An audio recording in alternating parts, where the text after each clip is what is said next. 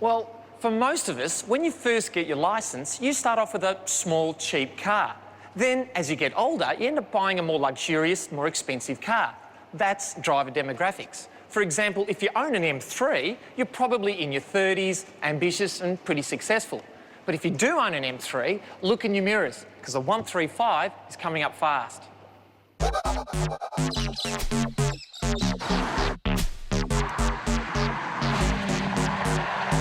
You don't have to drive BMW's 135 for very long to get where this car's coming from. It's focused on maximum power and minimum weight. I really love this car, and what I love about it is that it's dead simple. It's got a great big engine and a grouse little chassis. Even the interior is simple. It's got a steering wheel, 3 pedals and a DIY gearbox. No distractions.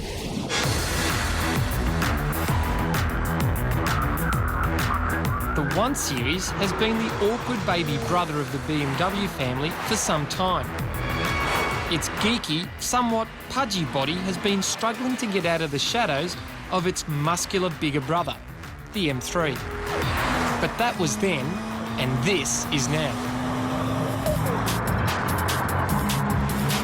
It's as though the 135 has been working out, you know, lifting dumbbells and drinking protein shakes. Because now, its chest is all hairy and its voice is deeper. Although it still doesn't have the M badge, the 135 has shaken off its gawky image and can't wait to stand toe-to-toe with its older brother.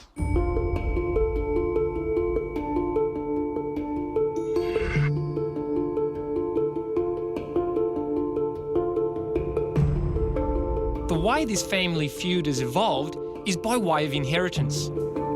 The 135 Coupe has been given the same engine as the 335 Ci, a 225 kilowatt 3-litre twin-turbo. The 135 is also a chunk lighter than the 335. I didn't think it'd be this easy to keep up with the M3. I mean, this is like a little brother. It's annoying its bigger brother quite easily. When you first get in this thing, the steering feels that little bit doughy, so you're not sure what it's going to do, but a few corners in, and it's really quite predictable. So I'm all over his back bumper here. This is absolutely fantastic.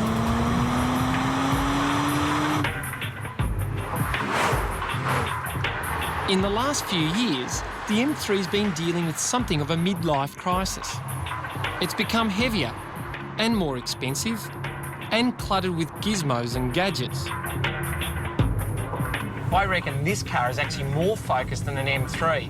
That's trying to be all things to all people, trying to be sporty, trying to be luxurious. Well, this thing is just a driver's car. You just get in it and off you go. None of that superfluous stuff you have in the other car. It's a wild child.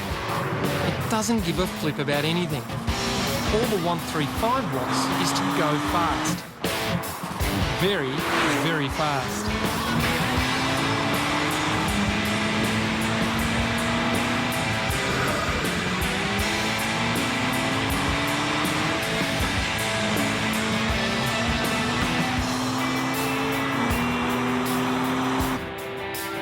Some purists say the 135 doesn't look like a Beamer.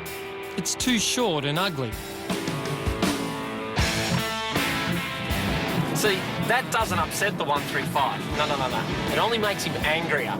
I don't really like it when he gets angry.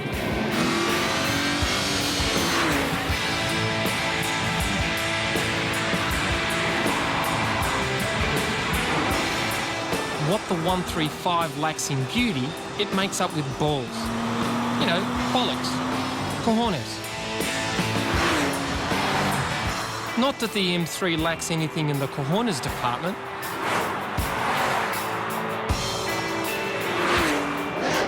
You see, for a long time, the M3 used to be the people's supercar.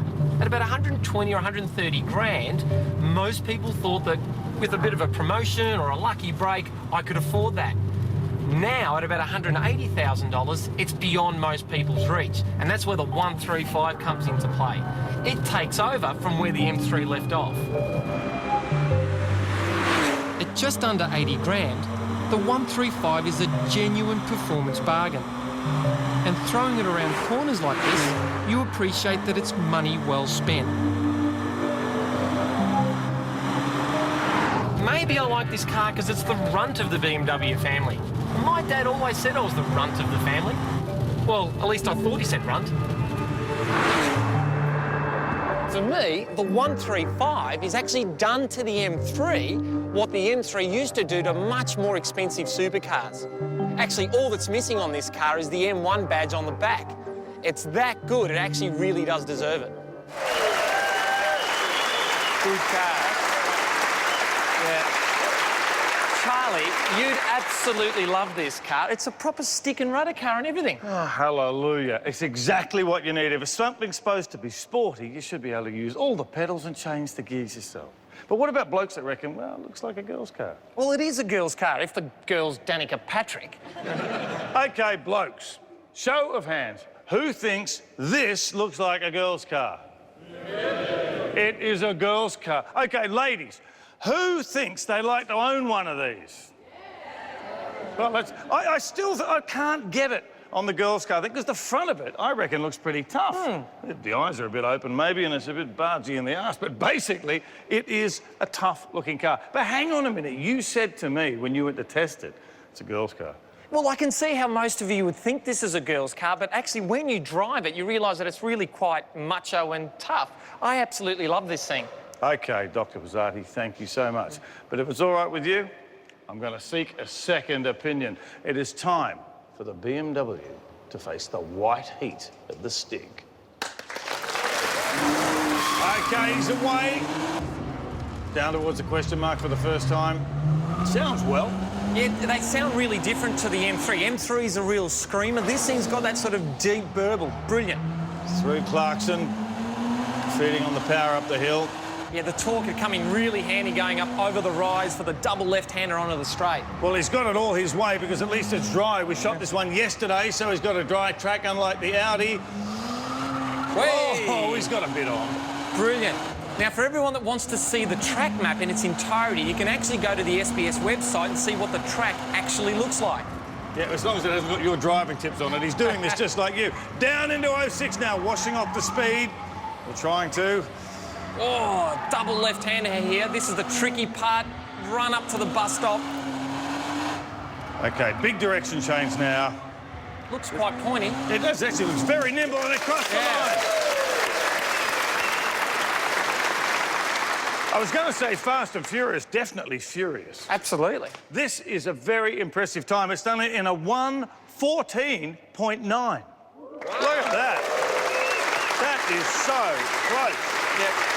And it's actually, when you think about it, that's actually not that much slower than the M3. It's a really good time. Yeah, but this is half the price of the M3. But you've got to remember that the M3's got gizmos and technology. The thing's laden with absolutely everything. More comfortable as well. OK, after the break, him and Warren go and drive a tractor down Toorak Road in peak hour. You heard me right.